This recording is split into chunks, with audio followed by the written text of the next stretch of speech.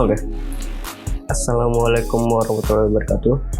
Di sini saya akan memberikan penjelasan sebuah tutorial dari salah satu software Adobe yang sangat umum digunakan dari berbagai kalangan untuk segala aktivitas terhadap fungsi yang software tersebut miliki, dari pengguna ringan, edukasi, hingga profesional. Tentunya, software ini terkhusus pada digital imaging suatu foto atau manipulating foto, bisa juga untuk fotografi atau desain grafis. Tugas software ini adalah Adobe Photoshop. Pertama-tama yang mesti dilakukan adalah pastinya PC atau laptop kita sudah terinstall Adobe Photoshop. Untuk disarankan menggunakan versi sisi ke atas. Oke, langsung saja kita buka software tersebut.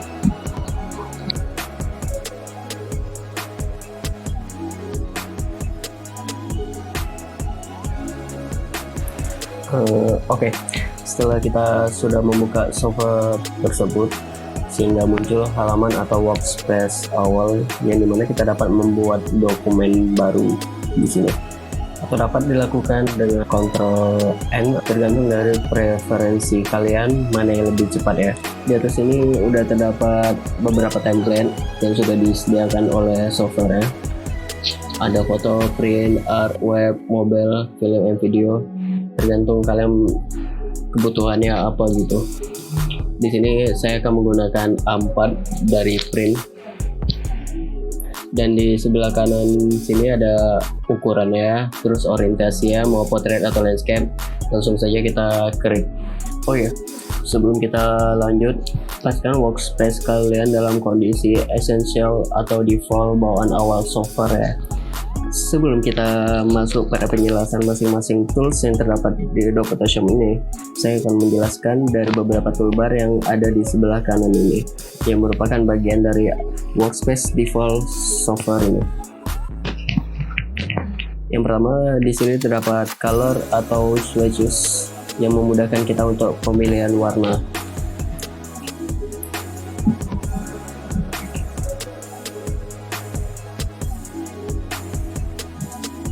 Lalu toolbar yang kedua merupakan petunjuk dari software yang mungkin kita itu awam banget, tapi kita bisa mengikuti langkah-langkah yang mereka berikan.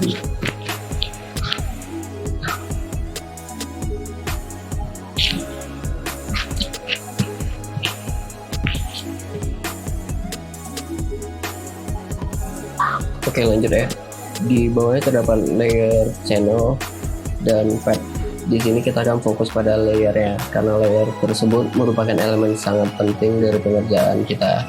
Karena dari layer lah dimana kita nge-manage dari setiap gambar yang kita input ke dalam software ini hingga menjadi satu gambar nantinya.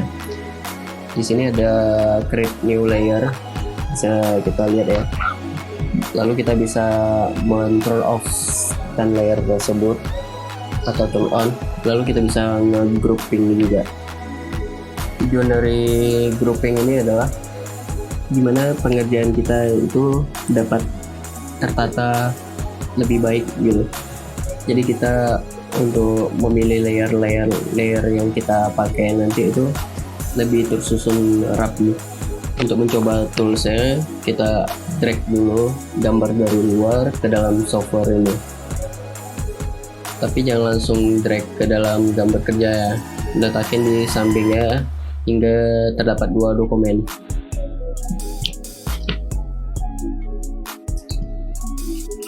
Oke, kita di sini bisa menggunakan Marquee Tools. Ini berfungsi untuk mengambil atau istilah blok ya, dari gambar yang kita blok itu dapat kita pindahkan atau kita copy paste ke lembar kerja di sampingnya.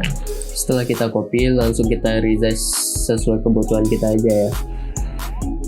Di sini dapat menggunakan shift control untuk resize sesuai rasionya, jadi agar lebih teratur. Lalu kita menggunakan move tool, berfungsi untuk memindahkan objek yang ada pada layer.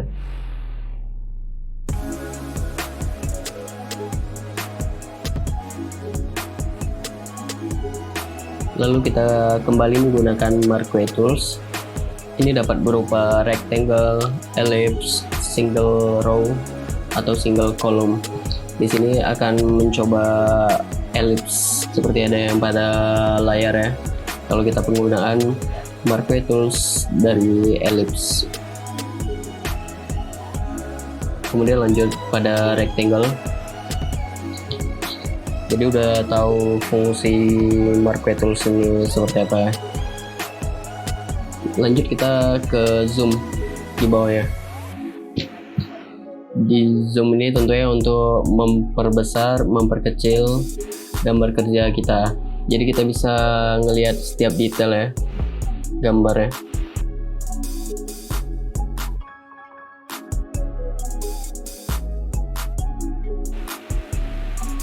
Lalu hand berfungsi untuk menggerakkan atau mengarahkan gambar kerja kita kemana yang kita zoom.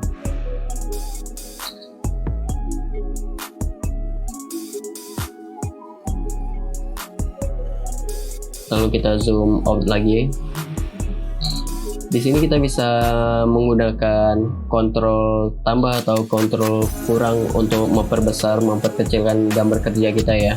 Jadi kita nggak perlu menekan kembali tombol zoom untuk memperbesar, memperkecilnya. Jadi nggak perlu ribet. Tinggal kontrol tambah, lalu kontrol kurang untuk zoom outnya. Jadi nggak perlu ribet. Lanjut ke tools lasso. Lasso ini berfungsi untuk mengangkat setiap apa yang kita arahkan kursor dari mouse kita. Sama seperti Marquee Tools, tapi ini lebih ke manual seperti yang ada pada layar. Di lasso tool juga terdapat beberapa, contohnya ada poligonal, ada magnetic. Itu berbeda fungsinya. Jika kita pilih poligonal, itu kita akan ngekat per garis, per satu titik ke titik lainnya. Sebagai contoh yang ada di layar, misalnya kita ingin ngekat bangunan tersebut. Bangunan lebih gampang ya, karena bentuknya kotak. Jadi lebih spesifik apa yang mau kita cut. Oke, langsung kita coba yang magnetic. Magnetic ini lebih mempermudah kita karena dia memisahkan warna.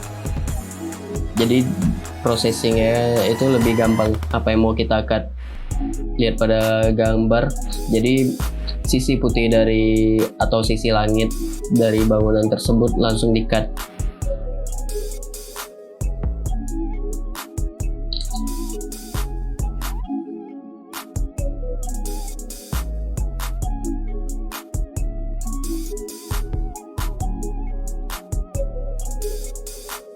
Lalu kita lanjut pada Quick Selection Tool atau Magic Wand Tool.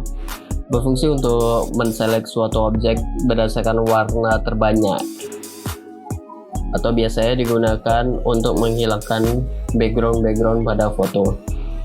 Sebagai contoh, ini kejadian bangunan juga ikut, jadi kita Ctrl Z aja. Jadi di atasnya itu ada yang plus sama yang minus. Kita pilih minus, lalu blok mana yang nggak mau kita hapus gitu.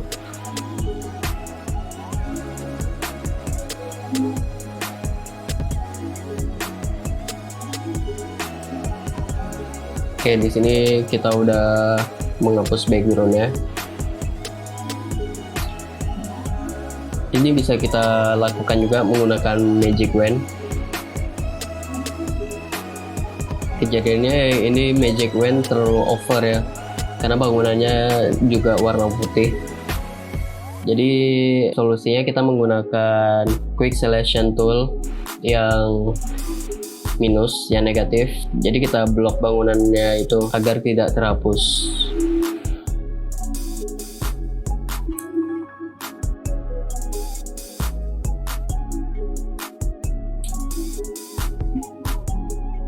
Itu untuk fungsi dari Quick Selection Tool dan Magic Wand Tool. Lanjut ke cropping. Di sini untuk meresize dari lembar kerja kita kita juga bisa mengubah rasio yang kita inginkan dari lembar kerja kita. Sebagai contoh, kita mau membuat sesuai dengan ukuran Instagram Stories 16:9. Di sini bisa kita gunakan crop dengan settingan 16:9 untuk lembar kerja kita agar outputnya nanti sesuai dengan layar HP kita. Oke, lanjut ke eyedropper. Di sini untuk mengambil warna dari objek yang mau kita ambil. Misalnya di sini ada merah atau hijau.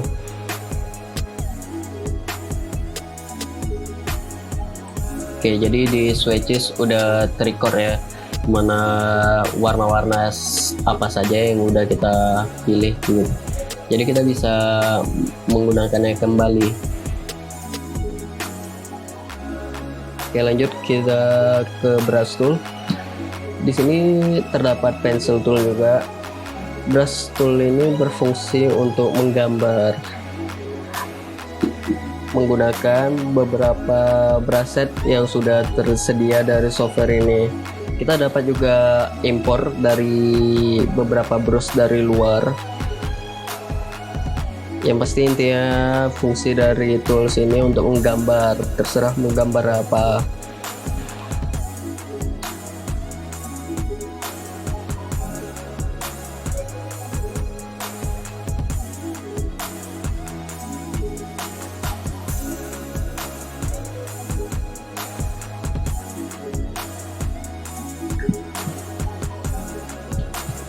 Oke, kita coba pencil toolnya. Yang pasti dua tools ini sama saja berfungsi untuk menggambar. Untuk lebih lanjut, untuk yang lebih expert, dapat surfing saja di internet tentang brush tool ini, gimana pemakaian expertnya. Oke, kita lanjut untuk eraser tool ya. Sesuai namanya udah pasti untuk menghapus, kebalikan dari brush tool yang dimana brush tool untuk menggambar, di sini untuk menghapus. Dan untuk memperbesar kecilnya dapat di atas atau enggak, tekan saja tombol tambah atau kurang di keyboard kalian. Ini sama juga untuk, maksudnya ini berlaku juga untuk brush tool. Ya udah jelas ya, itu untuk menghapus. Oke, kita lanjut ngedit apa yang kita udah pelajari tadi. Oke, kita langsung di sini ada gradient tool atau pen bucket tool. Gradient berfungsi untuk memberikan warna gradasi pada gambar kerja kita ya. Tapi perlu kita pahami juga kalau di sini kita harus menambahkan layer di bawahnya. Oke, lanjut ke pen bucket untuk memberi warna. Kalau pen bucket ini berfungsi untuk single color, jadi bukan two tone seperti gradient.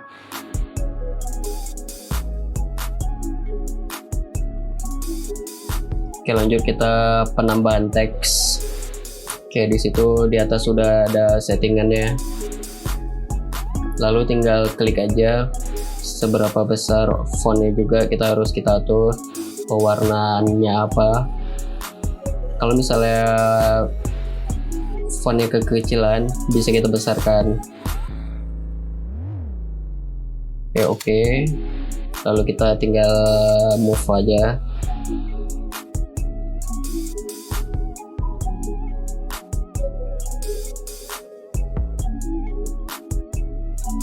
Oke, mungkin itu saja ya untuk beberapa basic tool saat ini. Kita langsung save aja, langsung ke save as, dimana tempat penyimpanan yang mau kita save dengan format PSD. Kalau misalnya PSD ini kita bisa mengedit suatu saat nanti, atau kalau misalnya ada revisian yang mau kita ubah. Tapi kalau misalnya udah kita save as sebagai JPEG atau PNG itu kita nggak bisa ngedit lagi karena udah satu gambar. Beda halnya kalau misalnya PSD. Makanya kalau misalnya nge-save itu dibuat juga dua, misalnya PSD 1 atau JPEG. Jadi kalau misalnya ada revisi kita bisa ngedit,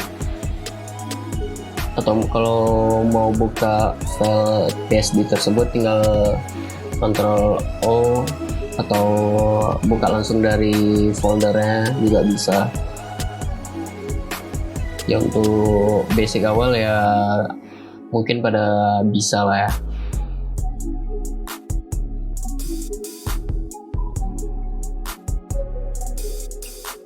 Oke, mungkin itu saja, cukup sekian.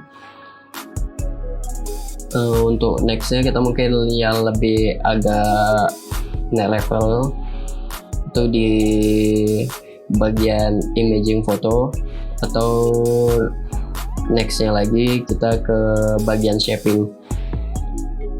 Mungkin itu saja sih. Kalau mau yang lebih lanjut lagi bisa surfing di internet, browser banyak yang lebih expert. Tapi ini basic. Selanjutnya kita mungkin akan lebih bahas ke imaging foto, baru selanjutnya ke basic shaping. Karena Photoshop ini lumayan banyak fiturnya. Jadi cukup sekian ya penjelasan dari saya. Mungkin apabila ada kesalahan, mohon maaf. Oke, jangan lupa untuk like or dislike, subscribe, dan tekan tombol notifikasi untuk update selanjutnya. Oke, see you, bye bye.